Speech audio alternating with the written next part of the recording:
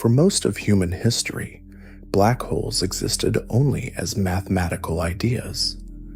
They were not something people could see, touch, or directly observe. They were predictions, hidden inside the equations of gravity, waiting for technology to catch up with theory. Even when scientists first began to take them seriously, black holes were still considered exotic objects, rare and distant, more like curiosities than central players in the universe. That perception began to change as observations improved. With the help of increasingly advanced telescopes and instruments, organizations like NASA started to detect indirect evidence of black holes. These discoveries did not come from seeing the black holes themselves, but from observing their effects on the space around them. One of the most important clues came from the motion of stars. In certain regions of space, stars were seen moving at incredibly high speeds, orbiting something invisible. There was no visible object large enough to explain the gravitational pull, yet the motion was undeniable. The only explanation that matched the observations was the presence of an extremely massive and compact object, a black hole. Over time, more evidence accumulated. NASA missions studying X-rays detected powerful bursts of radiation coming from specific points in the sky. These signals were not random.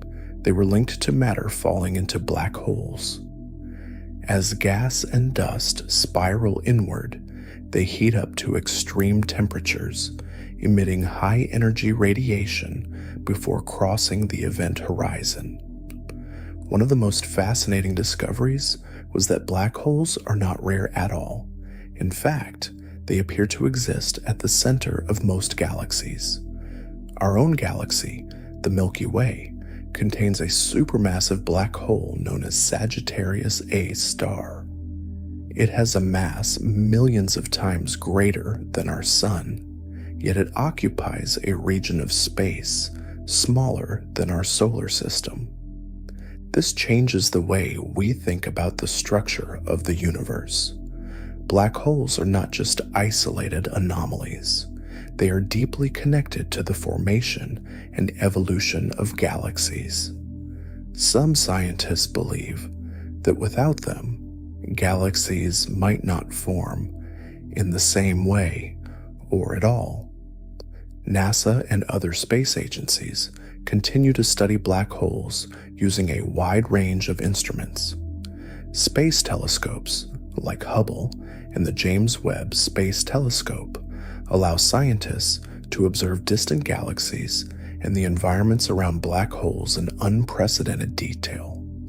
Meanwhile, observatories on Earth and in orbit track gravitational waves, ripples in space-time caused by massive cosmic events such as black hole mergers.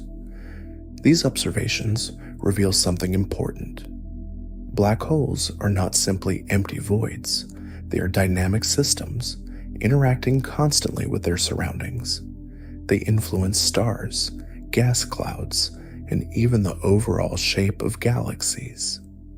And yet, despite all these discoveries, black holes remain deeply mysterious. We can observe their effects, measure their mass, and track their influence, but we still cannot see inside them. The boundary that defines a black hole, known as the event horizon, marks a limit beyond which information cannot return. This makes black holes one of the most intriguing subjects in modern science. They sit at the intersection of gravity, quantum physics, and cosmology. They challenge our understanding of space and time themselves. As we continue to explore them, we are not just learning about distant objects in space. We are learning something more fundamental about how the universe works at its most extreme limits. The event horizon is often described as the point of no return.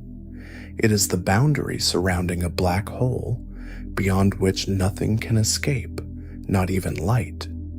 But this simple definition hides a much deeper and more subtle reality.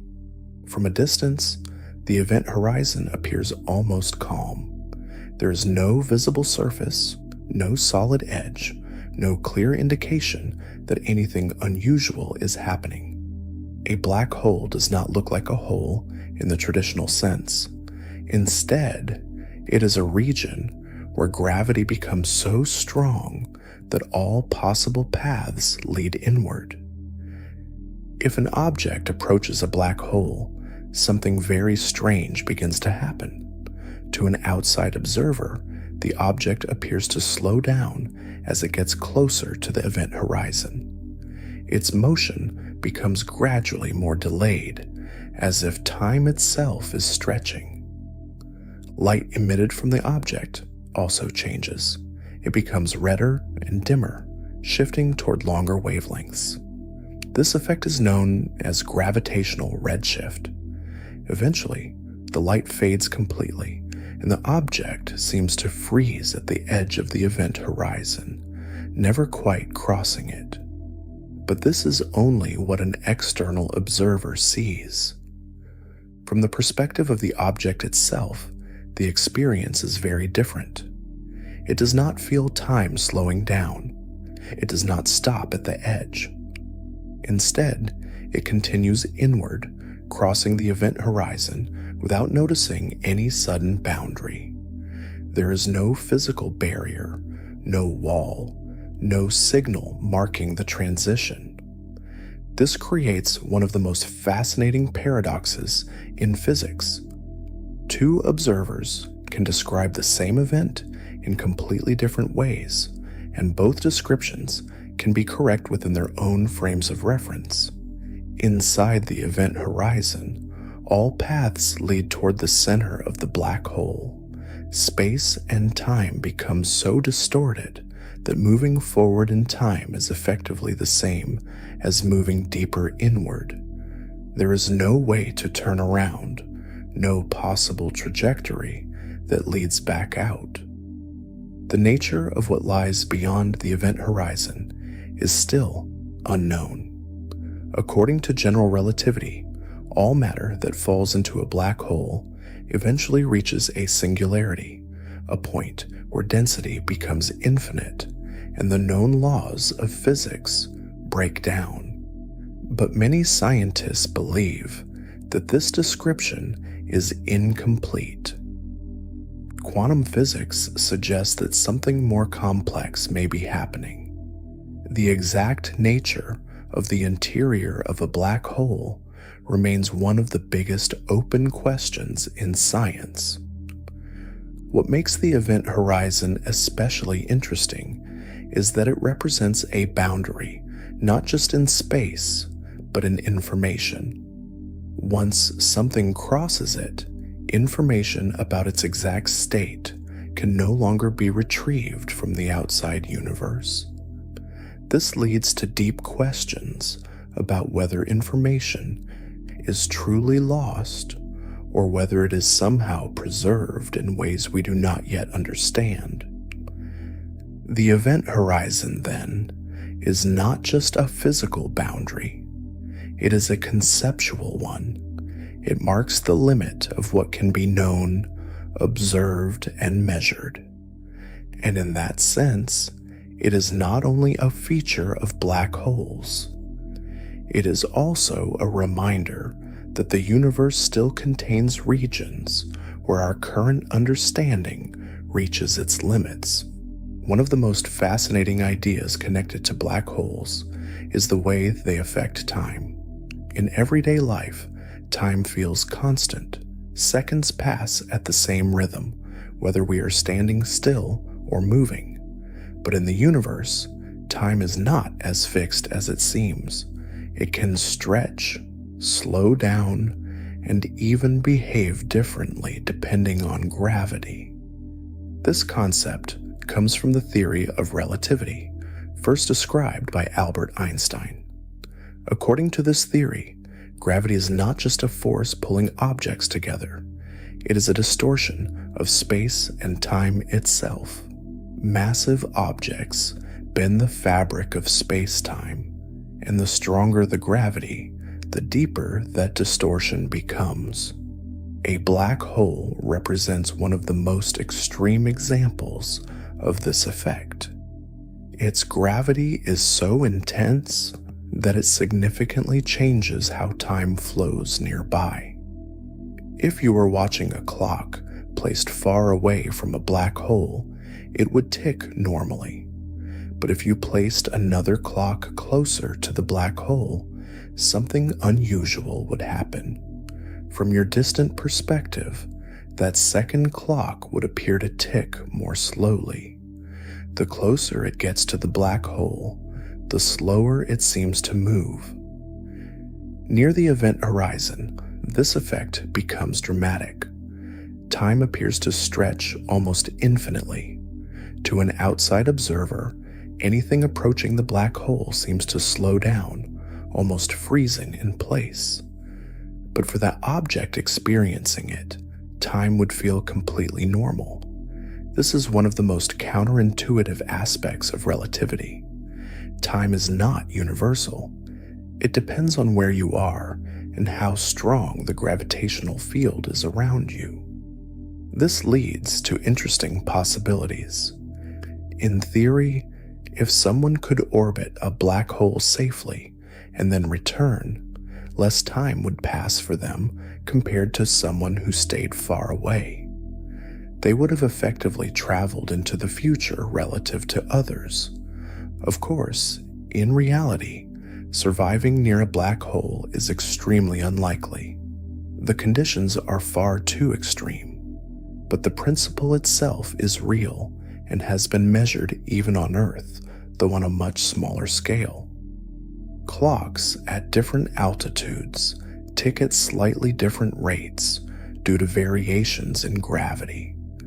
Black holes simply take this effect to its limit.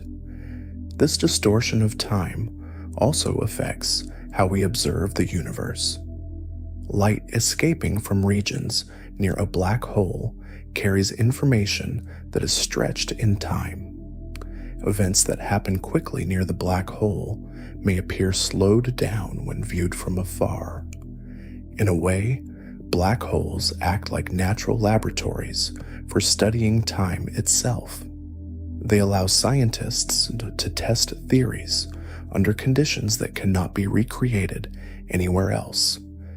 And as strange as it may seem, the idea that time can slow down is not science fiction. It is a real feature of our universe, revealed most clearly in the presence of extreme gravity. It is a question that often comes to mind when people think about black holes. What would actually happen if someone fell into one? Would it be instant? Would it be painful? Would there be any chance of survival? The answer depends on the size of the black hole. For smaller black holes, the experience would be extremely violent. As you approach, the difference in gravity between your head and your feet would become enormous. This effect is known as tidal force. It stretches objects along the direction of the gravitational pull. In this case, you would be pulled apart long before reaching the event horizon. This process is sometimes described as spaghettification, a term that reflects how objects are stretched into long, thin shapes. But for supermassive black holes, like those found at the centers of galaxies, the situation is different. Because they are so large, the tidal forces at the event horizon are much weaker. In theory, you could cross the event horizon without immediately noticing anything unusual. There would be no sudden impact, no visible boundary. You would simply pass a point from which there is no return. However, even in this case, survival would only be temporary. As you continue inward, the gravitational forces would increase. Eventually, they would become strong enough to destroy any structure, including the human body. There is also the issue of radiation.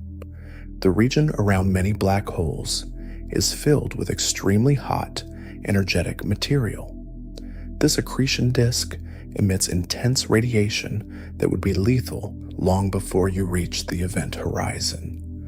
Another important factor is isolation. Once you cross the event horizon, you are completely cut off from the rest of the universe. No signals can escape. No communication is possible. From the outside perspective, you would appear to fade away and never fully disappear. Inside, however, time would continue for you, at least for a while. This creates a strange contrast between perspectives. To others, your journey seems to slow and freeze. To you, it continues forward without interruption. The idea of falling into a black hole combines physics, philosophy, and imagination. It forces us to think about the limits of knowledge and experience. While it is extremely unlikely that any human will ever face this situation, exploring the question helps scientists understand how gravity behaves under extreme conditions. And in doing so, it brings us a little closer to understanding the deeper structure of the universe. In the vast scale of the universe, size can become almost impossible to imagine. Stars are enormous compared to planets. Galaxies are made of billions of stars. But even among these giant structures, black holes can reach sizes that stretch the limits of comprehension. Some of the largest black holes ever discovered are known as ultramassive black holes. These are not just millions or billions of times the mass of the Sun, but tens of billions. They sit at the centers of massive galaxies, quietly influencing everything around them. One example often discussed in astronomical studies is a black hole located in a distant galaxy cluster with a mass estimated to be more than 60 billion times that of our Sun. Objects like this are not simply larger versions of smaller black holes. They represent a different scale of structure, one that challenges existing models of how black holes grow over time. Scientists believe that these enormous black holes formed through a combination of processes. Some may have grown slowly by absorbing gas and dust over billions of years. Others may have expanded rapidly by merging with other black holes during collisions between galaxies. When galaxies merge, their central black holes can eventually spiral toward each other and combine into a single, larger black hole. This process releases enormous amounts of energy in the form of gravitational waves, ripples in space-time that can travel across the universe. The existence of such massive black holes raises important questions. How did they grow so large so quickly in the early universe? Why do some galaxies contain them while others do not? And how do they influence the galaxies that surround them? Observations from NASA and instruments like the James Webb Space Telescope have begun to provide new insights. Scientists have detected evidence of very large black holes existing much earlier in cosmic history than expected. This suggests that black hole formation may be more efficient or more complex than previously thought. Despite their size, these black holes are not constantly active. Many of them are relatively quiet, not currently consuming large amounts of matter. Yet their gravitational presence still shapes the motion of stars and gas across entire galaxies. In a way, they act like hidden anchors. They are invisible, but their influence is everywhere. Thinking about objects of this scale can feel almost abstract. Numbers like billions or tens of billions lose their intuitive meaning. But what matters is not just the number itself, it is what that number represents. It represents a universe that is far larger, far older, and far more dynamic than anything we experience in everyday life. Light is often thought of as the fastest thing in the universe. It travels at a constant speed, and nothing can move faster than it. But near a black hole, even light cannot escape the pull of gravity. This is one of the defining features of a black hole. Its gravity is so strong that once light crosses the event horizon, it cannot return. This is why black holes appear black. They do not emit visible light from within that boundary. However, the story of light near a black hole is more complex than simple disappearance. Before reaching the event horizon, light can be bent, stretched, and distorted. As it passes near a black hole, its path curves due to the warped structure of space-time. This effect is known as gravitational lensing. In some cases, light from distant stars can be bent around a black hole, creating rings or multiple images of the same object. This allows astronomers to study regions of space that would otherwise be hidden. Light is also affected by gravity in terms of energy. As it climbs away from a strong gravitational field, it loses energy and shifts toward longer wavelengths. This is another form of gravitational redshift. Near a black hole, this effect becomes extreme. Light emitted close to the event horizon becomes increasingly red and faint as it tries to escape. To a distant observer, it may appear stretched out over time, fading slowly rather than disappearing instantly. There is also light generated outside the black hole. The accretion disk, a rotating structure of hot gas and dust, can shine brighter than entire galaxies. This light does not come from the black hole itself, but from matter being heated as it spirals inward. Jets of energy can also be produced. Some black holes emit powerful streams of particles and radiation from their poles, extending vast distances into space. These jets can influence entire regions of their host galaxies. So while black holes are often described as regions of darkness, they are surrounded by some of the brightest and most energetic phenomena in the universe. Light does not simply vanish. It interacts with gravity in ways that reveal the underlying structure of space-time. And by studying these interactions, scientists can learn more about objects that cannot be seen directly. For a long time, black holes were thought to be completely one-way systems. Matter could fall in, but nothing could come out. This idea seemed absolute. But in the 1970s, a physicist named Стивен Хокинг предложил нечто удивительное. Он показал, что если учитывать квантовую физику, черные дыры не являются полностью черными. Они могут излучать энергию. This phenomenon is now known as Hawking radiation. The idea comes from the behavior of empty space at very small scales. According to quantum theory, space is never truly empty. Tiny particle pairs constantly appear and disappear in extremely short periods of time. Near the event horizon of a black hole, something unusual can happen. One particle from such a pair may fall into the black hole, while the other escapes.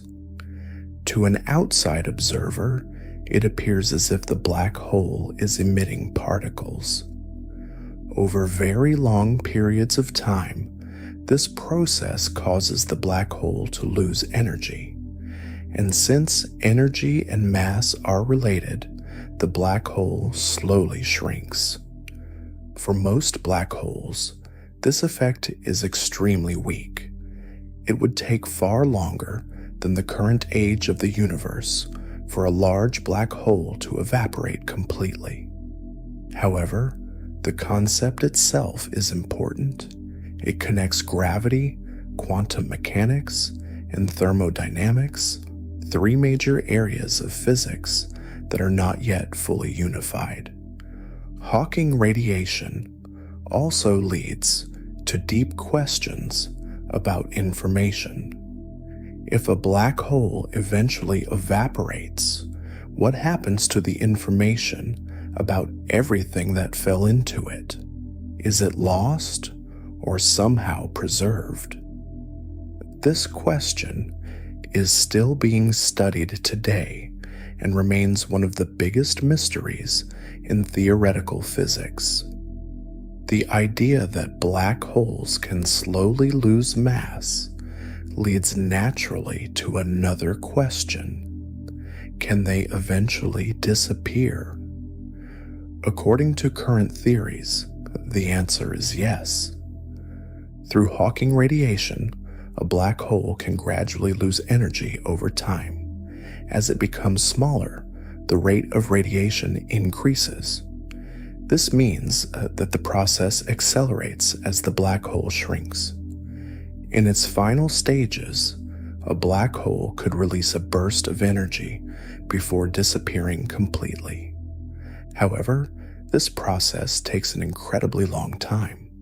For black holes with masses similar to stars, the evaporation time is many orders of magnitude longer than the age of the universe. For supermassive black holes, it is even longer. This means that for now, all known black holes are still growing or remaining stable rather than shrinking. Yet the possibility of their eventual disappearance changes how we think about them. They are not permanent features of the universe. They are part of a long cosmic life cycle. Just as stars are born, evolve, and die, black holes may also follow a kind of life cycle, though on much longer timescales. Perhaps the most intriguing question of all is what lies beyond the event horizon. This is not just a question about distance or structure. It is a question about the limits of knowledge itself. According to general relativity, everything inside a black hole eventually moves toward a singularity, a point where density becomes infinite and the known laws of physics break down. But many scientists believe that this description is incomplete. A full understanding of black holes likely requires a theory that combines gravity with quantum mechanics, something that has not yet been achieved. There are many ideas about what might exist inside a black hole. Some theories suggest that the singularity may not be a true point, but a more complex structure. Others propose connections to other regions of space-time, sometimes described as wormholes. These ideas remain speculative, but they show how black holes push the boundaries of scientific thought. Even without knowing what lies inside, black holes already tell us something profound. They show that space and time are not fixed. They can be stretched, curved, and transformed in ways that challenge our intuition. They remind us that the universe is not only vast, but also deeply strange. And as we continue to study them, we are not only exploring distant objects, we are exploring the fundamental nature of reality itself.